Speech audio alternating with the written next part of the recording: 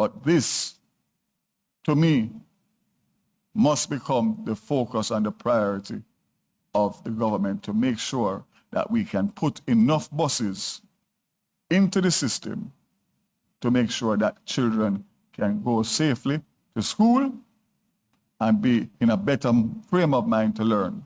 The last thing I say on this is that existing arrangements that schools have for transportation pays troop.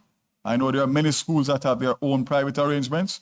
Those will be uninterrupted. As a matter of fact, I encourage them to buy some of these buses and help, because this is not only a government initiative. This has great private sector investment potential, save and except for the fact that the same concessions that apply for the thousands of students in Kingston and St. Andrew, Portmore and Spanish Town will be passed on through the JUTC to the rural school bus system. There will be equity and fairness.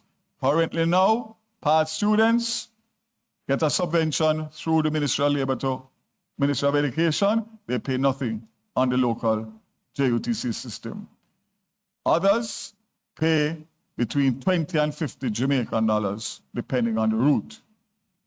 Those will be passed on to the rural school bus system to allow for fairness, equity, and affordability